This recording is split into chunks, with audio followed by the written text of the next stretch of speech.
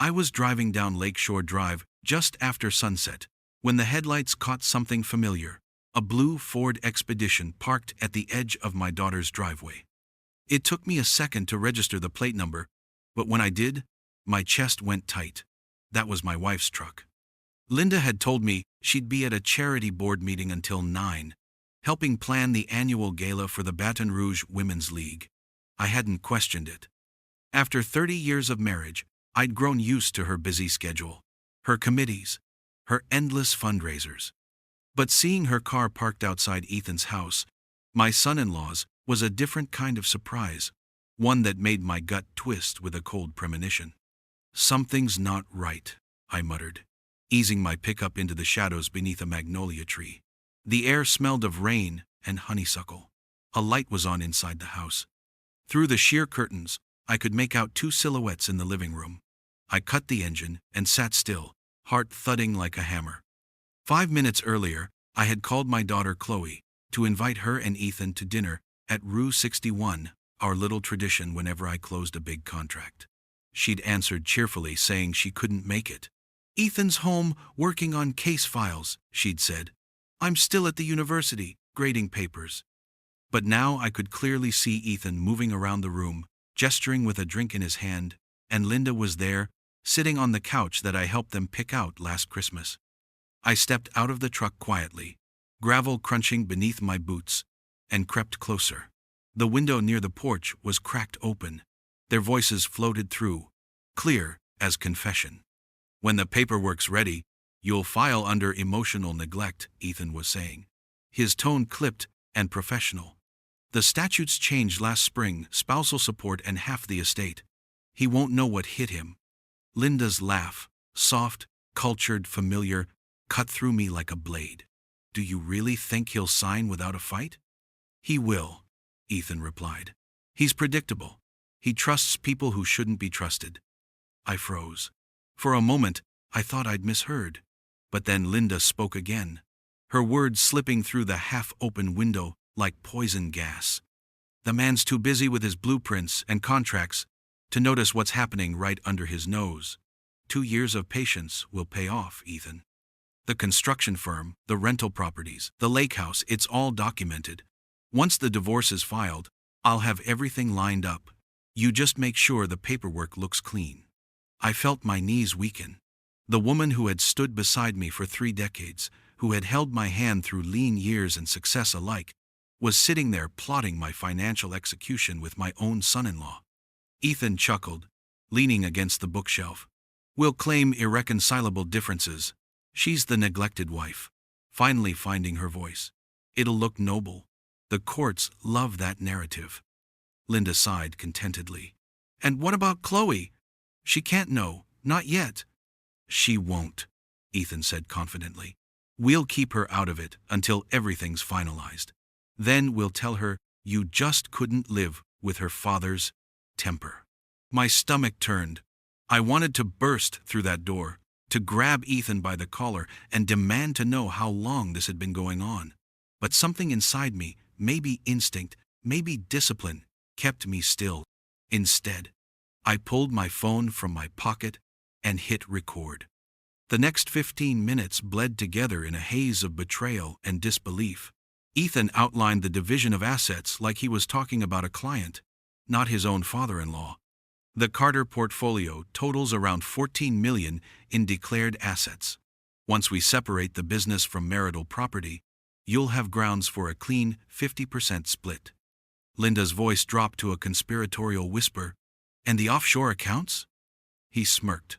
"Don't worry. We'll find them. Everyone hides something, Linda, especially men who think they're smarter than their wives." A sound escaped me, a tiny, involuntary gasp. I stepped back instinctively, but my heel crushed a dry twig. The crack echoed louder than a gunshot. Inside, silence fell. "Did you hear that?" Linda's tone sharpened. Ethan moved toward the window. I flattened myself against the brick wall, holding my breath as footsteps approached. After a tense pause, Ethan muttered, "Probably a cat." They resumed talking, but their voices dropped too low to catch. I waited, counting the seconds until the conversation seemed to settle again. My heart pounded so hard it felt like the sound might give me away. When I finally crept back to my truck, my hands were trembling, but my mind was clear. The recording glowed on my phone screen, 33 minutes long. Proof of everything. I sat behind the wheel, staring at my reflection in the rearview mirror. The man looking back at me didn't seem like me at all, just some older stranger whose world had quietly collapsed. I thought about the years Linda and I had built together. The tiny apartment where we'd started, the nights she'd bring sandwiches to my job sites, the pride in her eyes when we bought our first home. Every memory felt counterfeit now. The front door opened. Linda stepped out, purse in hand, her expression casual. Ethan followed, adjusting his tie. They both froze when they saw me parked across the street. For a moment, none of us moved.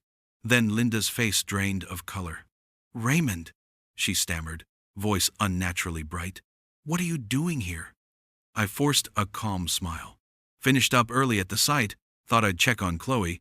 "She's not home," Ethan interjected too quickly, his eyes narrowing with lawyerly suspicion. "Yeah, I can see that," I said softly. Didn't mean to intrude. Linda tried to recover her composure. "We were just going over some legal paperwork for one of Ethan's clients." "Of course," I replied, pretending not to notice the tremor in her hands. "You've always been helpful like that." I opened my door, glancing at my phone just long enough for Ethan to notice it in my hand. "Well, don't let me interrupt. See you at home, honey." Linda nodded stiffly. "Right. I'll be along soon." As I drove away, I watched them shrink in my rearview mirror, two silhouettes frozen in the glow of the porch light, whispering urgently the second they thought I was gone. By the time I turned onto the highway, my pulse had steadied. The initial shock was fading, replaced by something colder, sharper. They thought I was an old fool. They thought they could bleed me dry and walk away smiling. I turned off the radio and looked at the dark stretch of road ahead. The recording was still running, its red timer blinking on the dashboard mount. They had spent months planning my downfall. But from this moment on, I would start planning theirs.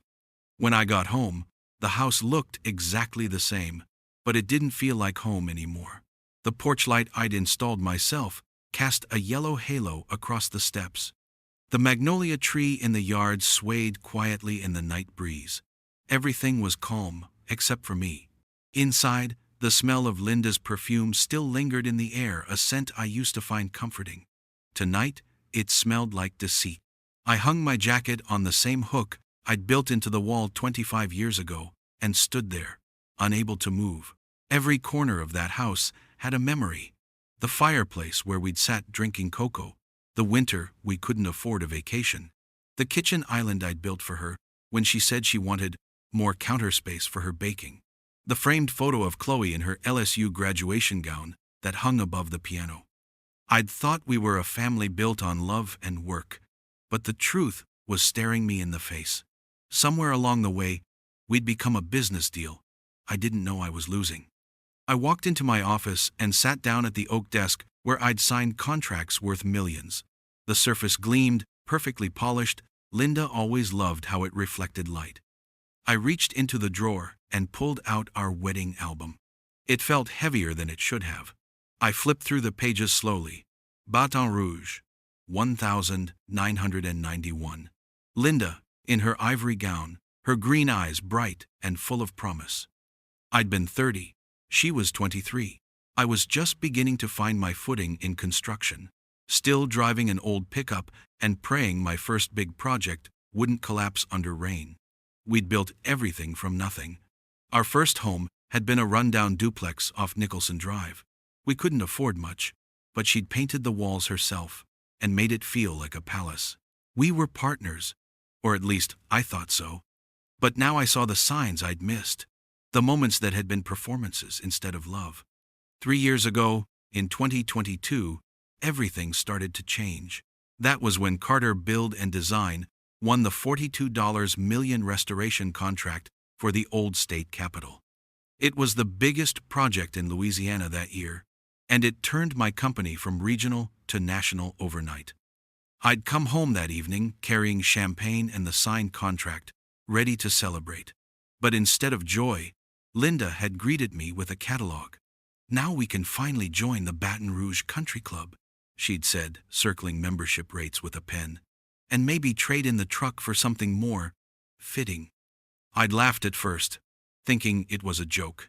But the look on her face had been deadly serious. Within 6 months, we had a new house on the south side of town. Marble floors she chose, chandeliers she insisted on. I'd kept working long hours, thinking I was giving her the life she deserved. I didn't realize I was building a fortress she planned to claim for herself. I leaned back in my chair, letting the realization sink in. Linda hadn't fallen out of love overnight. She'd been drifting away, one small betrayal at a time. Her interest in my business had grown strangely specific over the past year. She'd started asking about partnership structures, property titles, insurance policies. "Just in case something happens to you," she'd say sweetly, resting a hand on mine. I'd smiled, proud that she cared. God, how blind could I have been? I stood up, walked to the mirror across the room, and looked at myself. The man staring back looked tired. Deep lines carved across his face, not from age, but from carrying everyone else's weight for too long. Then I picked up my phone and replayed a few seconds of the recording. The man's too busy with his blueprints to notice what's happening right under his nose. Her voice, so casual, so cruel, stabbed me again. No, I thought. I noticed now. I opened the window blinds, staring out at the quiet neighborhood.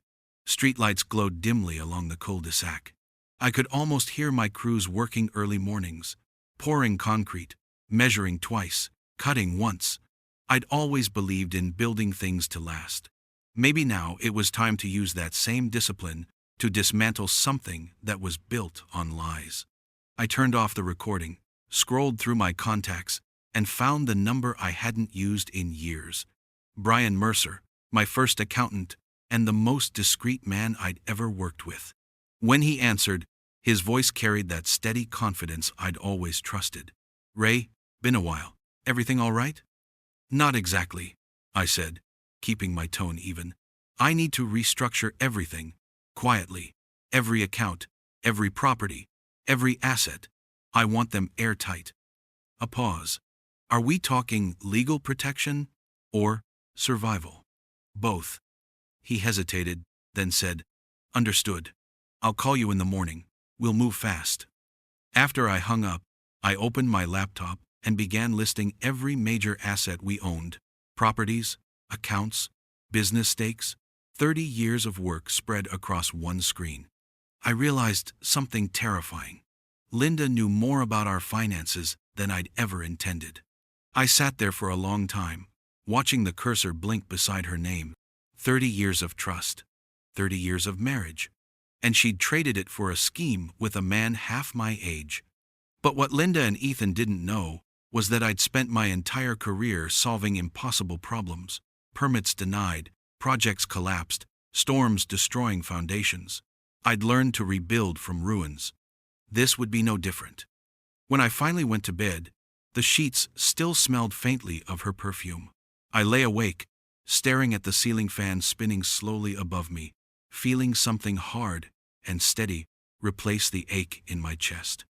I wasn't going to beg. I wasn't going to cry. They had declared war on me, and for the first time in my life, I was ready to fight back. By sunrise the next morning, the house still felt like a museum of ghosts. Linda's perfume hung in the hallway, and her half-drunk glass of wine still sat on the counter beside the sink. I didn't touch it. I just stood there, letting the silence harden into resolve. I brewed coffee, black and strong, then walked into my office. The first thing I did was slide my wedding ring off my finger. It left a pale mark where the metal had sat for 3 decades. I stared at that mark for a long time before setting the ring on the desk. At 8 sharp, my phone buzzed. Brian Mercer's voice came through the line, calm and efficient as ever. "Ray, I've started reviewing everything. Your company's safe, the structure shields it well. But your personal assets are vulnerable. Joint accounts, trust funds, credit lines. She's got access to all of them." "I figured," I said quietly. "I want those locked down. Today." Brian exhaled. It's going to cause noise. I don't care. Just make it look procedural routine auditing or security updates. If she calls, the bank can blame new compliance laws. Keep my name out of it. He paused, then said, Understood. I'll get my assistant started immediately. But Ray, whatever's happening, you need to stay calm. People make mistakes when they act from anger.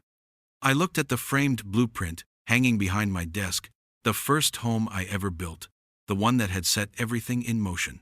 Don't worry, Brian. I'm done with anger. I'm in the planning stage now. By noon, my office looked more like a war room than a workspace.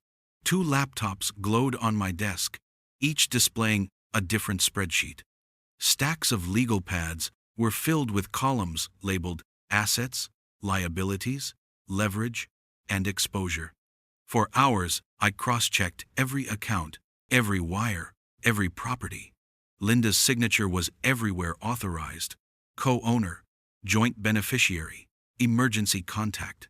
She'd positioned herself perfectly, like a quiet storm waiting to strike. But she'd underestimated the architect of the fortress she was trying to conquer. At 2 p.m., I called the bank's president, Tom Whitaker, an old friend from the local Chamber of Commerce. Tom, I need a comprehensive security audit on all Carter accounts, I said evenly.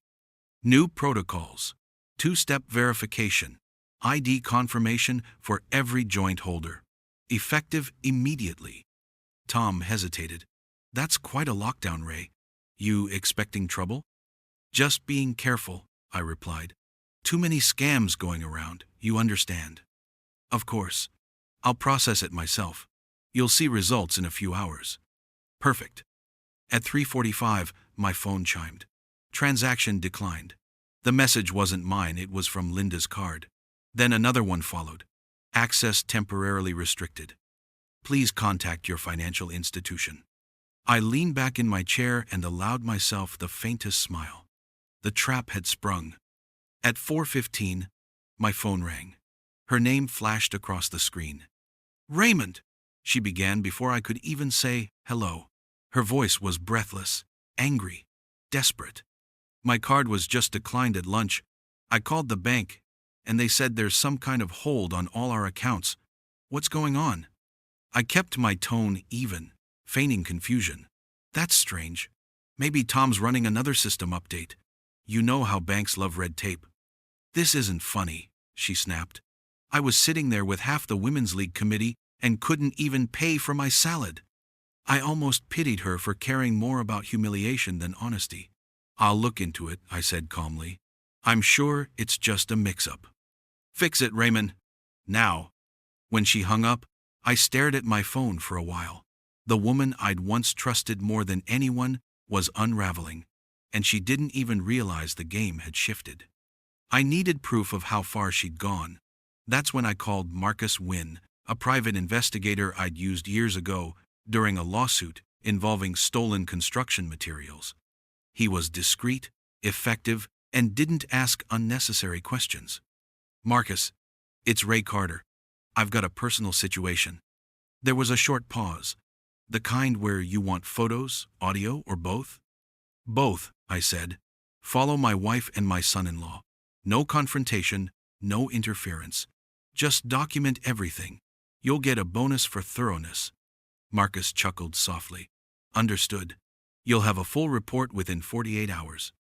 By the time the sun went down, I'd done more in one day than I had in years of marriage. Every joint account was frozen. Every shared credit card required my approval. Every online access point redirected through security protocols Linda didn't know existed. That night, I sat on the porch with a glass of bourbon, watching the storm clouds gathering above the river. The wind carried the scent of wet earth and jasmine. For the first time in years, I wasn't thinking about blueprints or payroll or deadlines. I was thinking about betrayal, how cleanly it cuts when it comes from the person you'd have defended with your life. At 9:30, my phone buzzed again. A message from Marcus. Wife met with Ethan Blake at cafe near his office. Sat in corner booth. Spoke for 40 minutes. She handed him a folder. He looked nervous. Leaving now. Sending photos. I opened the images and stared. There she was, Linda, immaculate in her cream blazer, smiling faintly as she slid the folder across the table. Ethan's expression was tight, anxious. Under the table, their knees almost touched. The bourbon burned going down. Marcus's next text followed a minute later. Audio clip attached. Quality rough, but you'll want to hear it. I pressed play. Static crackled. Then Ethan's voice came through. We'll move quickly. Once the restraining order's filed, he won't be able to access anything. Linda's reply was calm, almost cheerful. He's too predictable. He won't even see it coming. I stared into the darkness, jaw tightening. They were still plotting, still confident. They thought I was cornered. But the truth was, I'd spent 30 years mastering the art of building foundations that couldn't be shaken. They were about to learn what it meant to go up against a man who'd built his entire life on solid ground. When I finally went inside, I locked the door, sat at my desk, and opened a new file titled Countermeasure. At the top, I wrote, "They built a plan to destroy me. I'll build one that buries them." By the next morning, Baton Rouge was wrapped in a soft gray fog, the kind that made the whole city feel like it was holding its breath. I didn't go to the construction site that day. Instead, I sat at my desk, listening to the steady hum of the air conditioner, and rereading Marcus's report from the night before. There it was, written in black and white times, locations, transcripts. Ethan Blake met with Linda Carter at 7:42 p.m. Conversation, centered around financial strategy and asset division. Subject discussed restraining order, emotional abuse claim, and property liquidation. They weren't just planning to rob me. They were planning to destroy my reputation in the process. I called Marcus first. "Good work," I said. "Now I need more." "How much more?" "Everything. Every debt Ethan owes. Every lawsuit he's dodged. Every client who's ever complained. I want a full picture of the man my wife thinks she can trust." Marcus chuckled quietly. "You got it, boss. Something tells me this guy's got skeletons stacked like drywall." He wasn't wrong. Within 24 hours, Marcus delivered a dossier that read like the downfall of a man too clever for his own good. Ethan had over $150,000 in student loans, a maxed-out credit line on a Mercedes lease, and unpaid invoices to 3 contractors from previous cases. He'd been using client retainers to pay off personal debts, a clear ethics violation under state bar rules. I leaned back in my chair, smiling bitterly. The man who wanted to ruin me couldn't even balance his own checkbook. That afternoon, I paid a quiet visit to a friend on the ethics committee of the Louisiana State Bar Association, an old acquaintance from years of charity fundraisers. "Off the record," I said, sliding the folder across his desk. "I think one of your members is about to embarrass the profession." He flipped through the documents, his eyes narrowing. "Blake? Ethan? Yes, I've heard his name. Young, ambitious, reckless. This could get him suspended. Maybe worse." "Then I'll leave it in your capable hands," I said evenly. By the time I left the Bar Association building, I knew Ethan's days as an attorney were numbered. But I wasn't done yet. I drove straight to the bank. Tom Whitaker met me in his office, the same calm composure he always carried. "You've started quite a storm, Ray," he said, gesturing toward the folder in his hand. "Your wife's been calling since yesterday morning. She's not pleased." "I didn't expect her to be," I said. "I just need to make sure the locks stay in place." Tom nodded. "They're solid. No withdrawals without in-person ID verification from both parties. But she's persistent. Threatened legal action earlier." I smiled faintly. "Let her try. If she does, the audit trail will tell the court exactly who's been siphoning money." Tom hesitated. "Ray, off the record, this about infidelity, or something worse?" I looked him in the eye. "Both." That evening, Marcus texted again. Ethan's law firm received official notification of ethics investigation. He looked shaken. Also spotted him transferring boxes from office to SUV. Possible document removal. I knew exactly what that meant: panic. The kind that comes when a man realizes his game is collapsing. Still, I needed to keep Linda and Ethan thinking I was oblivious. So that night, when she finally came home, pretending nothing had happened, I played along. She breezed into the kitchen wearing a red dress, all charm and casual grace. "You're still up?" she asked, forcing a smile. "Couldn't sleep," I said, sipping coffee. "How was your meeting?" Her hand faltered for just a second. "Long. We're finalizing some charity logistics." "I'm sure," I murmured, looking down so she couldn't see the contempt in my eyes. She poured herself wine, pretending calm, but her breathing was uneven. "Oh, by the way," she said lightly, "Ethan mentioned he might reach out about a potential partnership, something about property law, for the firm. You should take the call." "Of course," I said, always happy to help family. She smiled too quickly, then turned to go upstairs. I watched her disappear, knowing the act was cracking. When she was out of sight, I opened my laptop. On the screen, my company server logs glowed with new data, an attempted login from an unauthorized device, Linda's tablet. So, Ethan had tried to access my business files through her. That was the final piece I needed. I printed the logs and slipped them into my briefcase.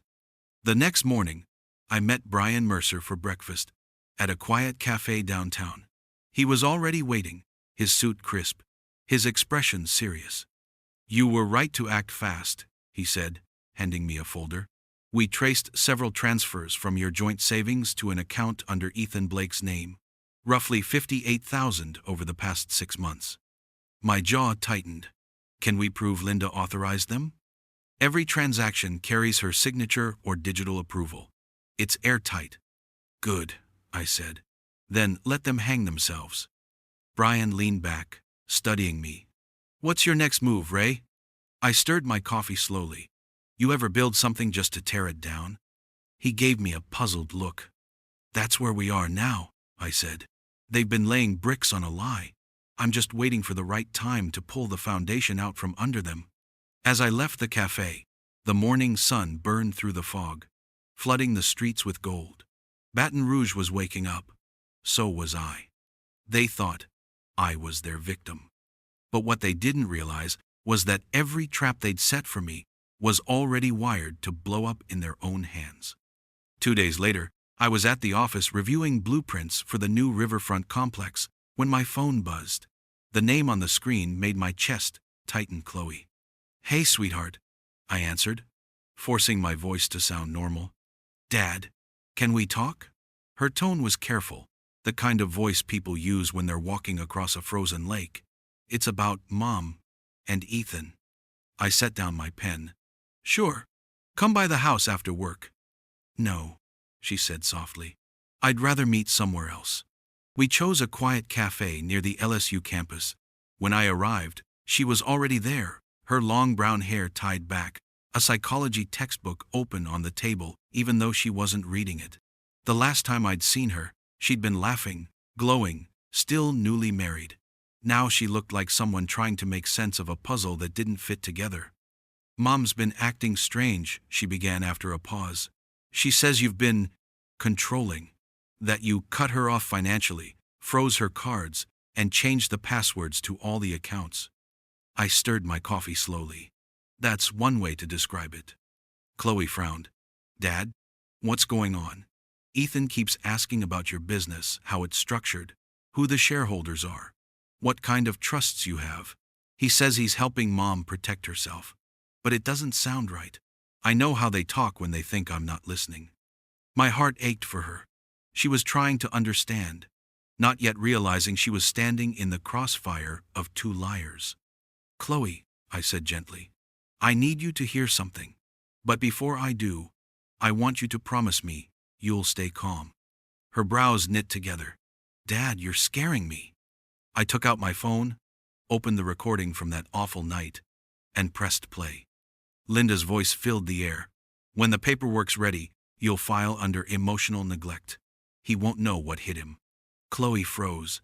For a few seconds, she didn't breathe. Then she whispered, "That's Mom." I nodded. "And that's your husband." The recording went on, Ethan explaining divorce statutes, Linda laughing about how much money she'd get. The two of them plotting in the house Chloe and Ethan shared. By the time it ended, Chloe's hands were trembling. "How long have you known?" "Since Tuesday," I said quietly. She leaned back, eyes wide with disbelief. "So everything? The meetings? The late nights? The charity work she's been lying?" "Yes." Chloe covered her mouth, struggling to hold back tears. "And Ethan, he's been using me, hasn't he? Asking questions about your company because he knew I'd tell him?" I didn't answer. I didn't need to. She saw it in my eyes. She dropped her hands to the table, breathing hard. "How could she do this to you, to me?" "She made her choice," I said. "Now you have to make yours." Her eyes glistened, but there was something else there now. Resolve. "I won't let them get away with this. I'll testify if it comes to that. I'll tell the court everything I know." I reached across the table and squeezed her hand. "I don't want you caught in the middle, sweetheart." "I'm already in the middle," she said firmly. "And I'm done pretending everything's fine." For a moment, I saw the little girl she used to be, the one who used to sit on my shoulders at Mardi Gras parades, waving beads at the floats. But the woman sitting across from me wasn't that child anymore.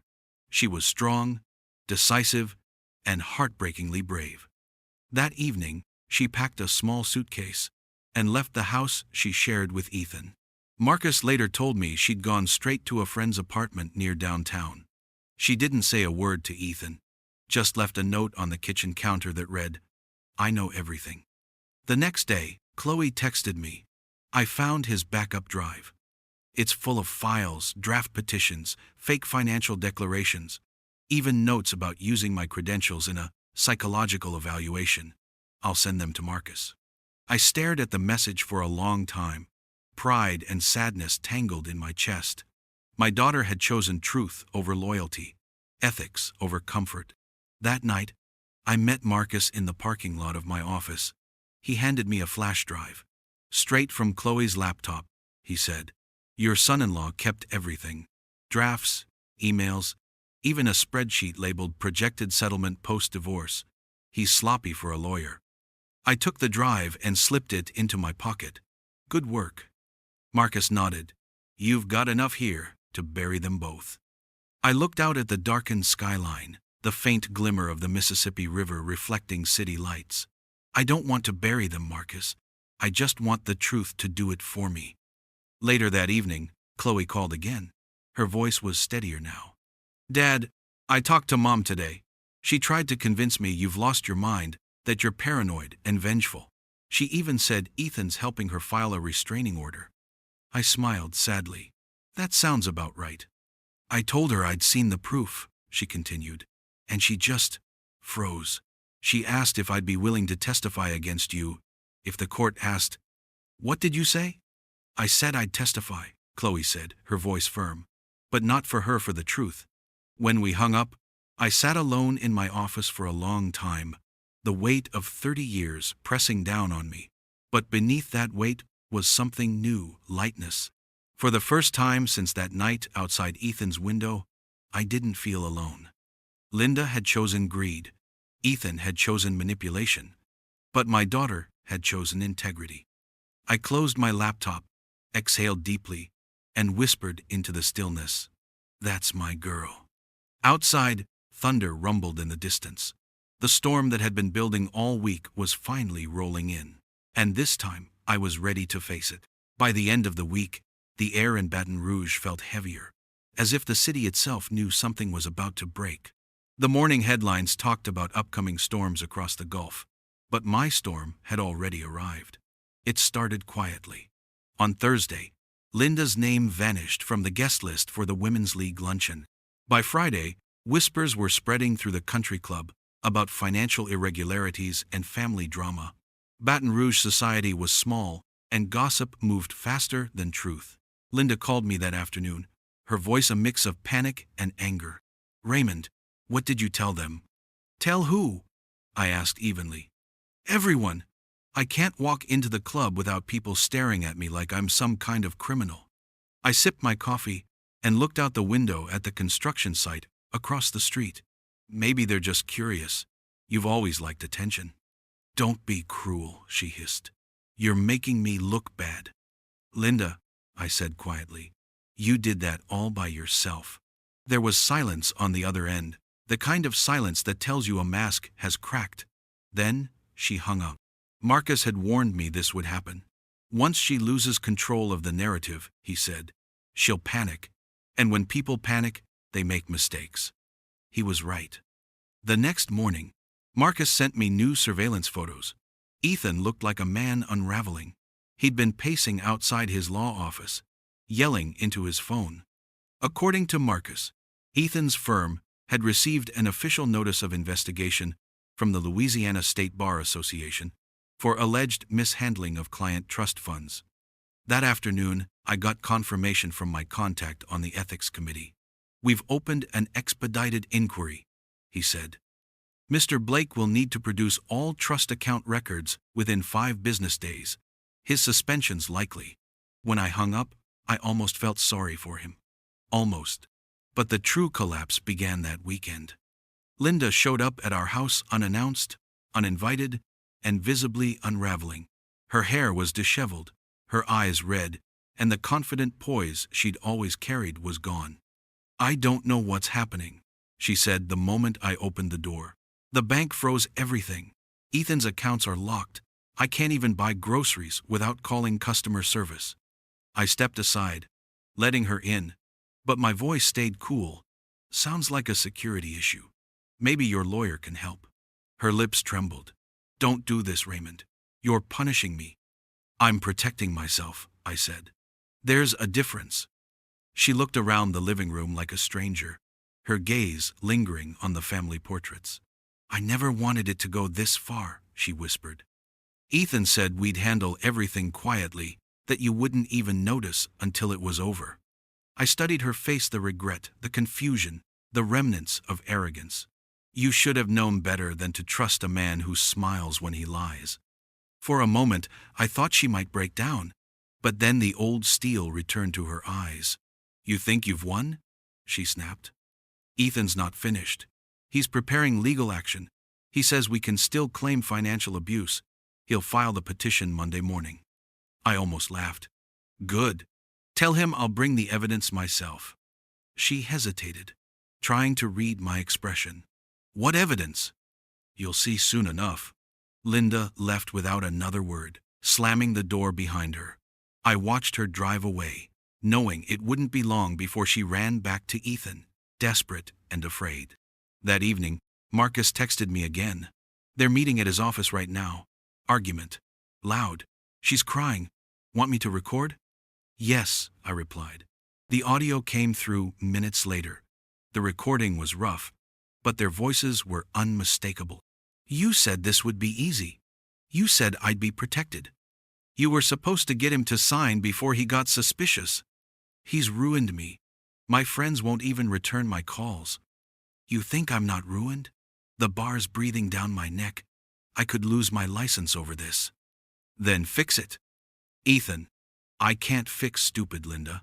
You married a man smarter than you. There was a sharp sound, something breaking. Maybe a glass, maybe their illusion of control. When Marcus delivered the transcript, I didn't feel triumph. Just exhaustion.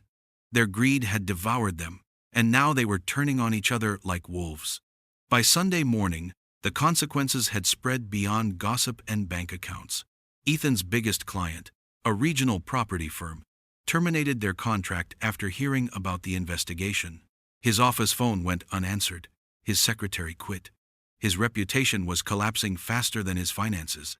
As for Linda, she was drowning in the silence of her own making. The invitations stopped, the social calls dried up, and the people who had once adored her now avoided her, like contagion. Marcus called that night with an update. They're desperate, he said. Looks like they're planning a last move file for a restraining order Monday morning. Claim financial abuse. It's their only card left. I leaned back in my chair, exhaling slowly. Let them play it. I've already stacked the deck. Outside, thunder rolled across the river, echoing through the night. They thought they could destroy me in silence, but now the whole city could hear the sound of their collapse. and I hadn't even stepped into the courtroom yet. Monday morning broke under a washed-out Louisiana sky. The storm from the night before had passed, but the air still smelled of rain and iron.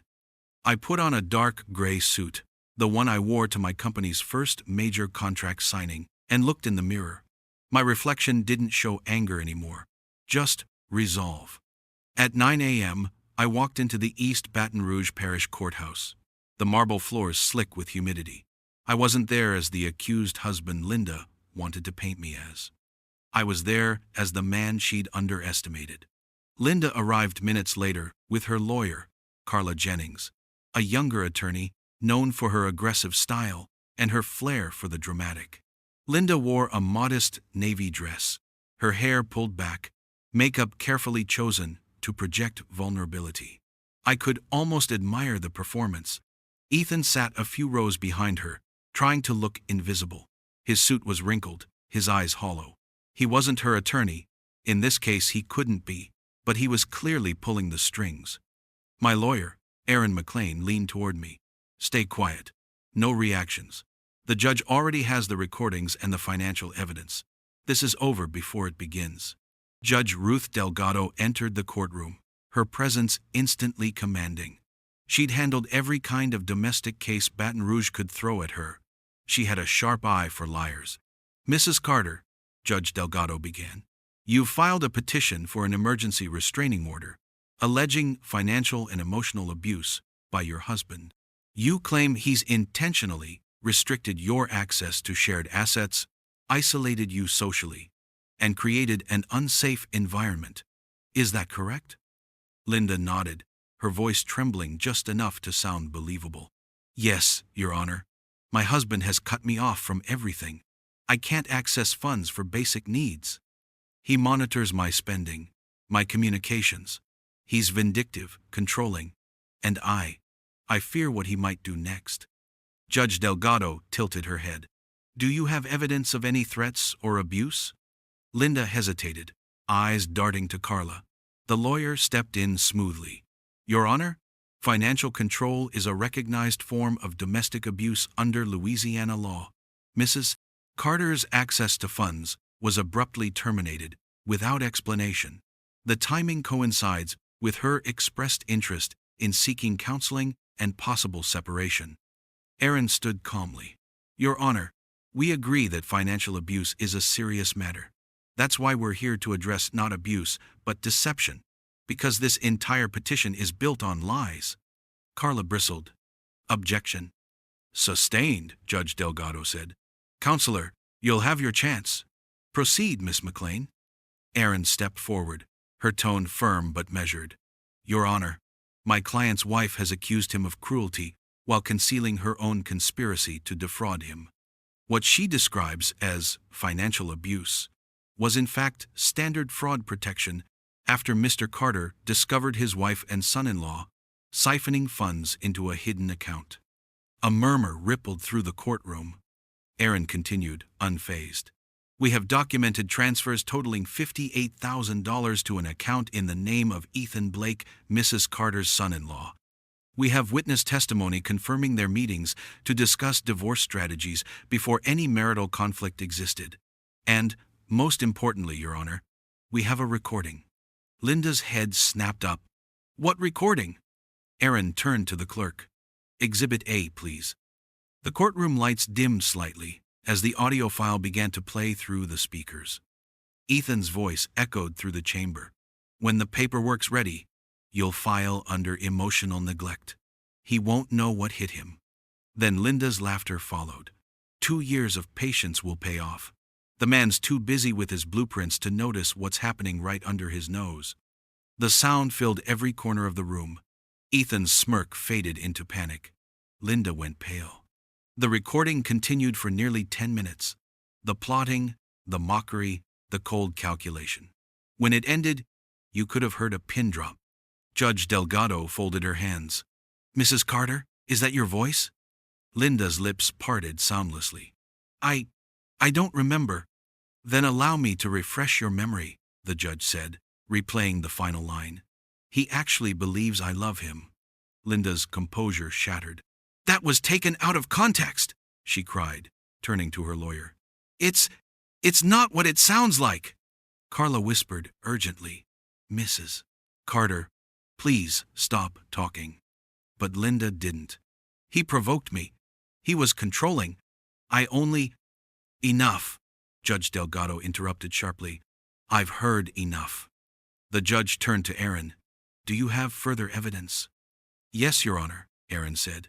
Financial statements showing the unauthorized transfers and a sworn affidavit from their daughter, Dr. Chloe Blake, confirming that both Mrs. Carter and Mr. Blake attempted to use her professional credentials to legitimize false psychological claims against her father. Gasps erupted from the gallery. Linda's eyes filled with tears, not remorse but fury. She betrayed me, she hissed. Judge Delgado leaned forward, her expression hard as granite. Mrs. Carter, you didn't just betray your husband. You weaponized the trust of your own child and conspired to defraud your family. This court takes perjury and malicious prosecution very seriously. Ethan stood suddenly. Your Honor, I had no... The judge's gavel cracked like thunder. Sit down, Mr. Blake. You are not a party to this case, but rest assured, the Bar Association will be. The silence that followed was the sound of a lifetime's deceit collapsing under its own weight. Judge Delgado removed her glasses and spoke deliberately. The petition for an emergency restraining order is denied and dismissed with prejudice. Furthermore, this court refers the matter to the District Attorney's Office for investigation into possible fraud and perjury. Carla Jennings looked like she wanted to disappear. Your Honor, may I be excused from representation? Granted, the judge said flatly. Linda slumped in her chair, face drained of color. Ethan looked like a man watching the ground vanish beneath his feet. Aaron leaned toward me and whispered, It's done. But it didn't feel like victory. It felt like the end of a long illness, the kind that leaves scars you can't see. As we stepped out of the courtroom, Chloe was waiting in the hallway. She didn't say anything at first, just hugged me tight. It's over, I murmured. She nodded against my shoulder. No, Dad. It's just beginning. I looked down at her, puzzled, until she added softly, because now we get to rebuild. The right way. And for the first time in months, I felt the faintest flicker of peace. 6 months later, the world had quieted down. The air in Baton Rouge was warm again, heavy with the scent of blooming magnolias. Life had found its rhythm, though not the one I once knew. I sat on the porch of my home one evening, watching the sun dip low over the Mississippi River. The water glowed orange and gold, the same colors I'd watched from this porch hundreds of times. But this time, I saw it differently. The house that had once felt haunted by lies was peaceful again. Linda hadn't set foot here since the day of the hearing. The court finalized our divorce with brutal efficiency. Thanks to the prenuptial agreement she'd long forgotten, she walked away with almost nothing. No company shares, no claim to properties, no spousal support. Just her personal belongings and the memory of everything she'd thrown away. She tried to stay in Baton Rouge for a while, but word travels fast in this city. The country club revoked her membership. The Women's League quietly erased her name from every committee. The same people she once used to measure her worth now avoided her entirely. I heard she was working at a home decor store on the edge of town, renting a small apartment near her sister. As for Ethan Blake, his fall was even harder. The Louisiana State Bar Association revoked his license permanently after uncovering $127,000 in missing client funds. He left town 2 months later, his reputation burned to ash. Last I heard, he was doing contract work for a paralegal office in Shreveport, no longer the man who strutted around pretending to own the world. But Chloe, she was the light that came out of all this darkness. She filed for divorce 2 weeks after the hearing and moved into a small house near the university. She started a counseling center for families, the Renewal Project, focusing on victims of manipulation and emotional abuse. The sign out front read, "Healing starts with truth." When I visited her office for the first time, I found her sitting in a sunlit room, filled with warm colors and the faint smell of jasmine tea. She looked up at me with the same calm strength I'd seen in court that day. "I think you inspired me, Dad," she said with a small smile. "You showed me what integrity looks like when it costs everything." I didn't know what to say, so I just nodded. Sometimes silence says more than words ever could. Now, on quiet evenings like this, I sit with a cup of coffee and listen to the river outside my window. The sound of the water used to remind me of all I'd lost. Now, it reminds me of what endured the steady flow of time, the kind that cleanses without asking permission. I think back to the day I caught Linda's voice through that half-open window. If I hadn't stopped, if I hadn't listened, I might still be living in the illusion she built. Painful as it was, that moment gave me clarity. People talk about betrayal like it's a storm that destroys everything. But they forget that storms also clear the air, washing away the rot you couldn't see. I rebuilt my company stronger than before, not just in contracts and numbers, but in spirit. My employees stood by me through the chaos, and new clients came in faster than we could take them. Trust has a way of multiplying when it's earned the hard way. As the last light faded across the river, I thought about everything that had happened and the lesson it carved into me, like a chisel through stone. Love without honesty is just performance. And trust once broken never rebuilds the same. But what grows in its place can be stronger, wiser, and unshakably real.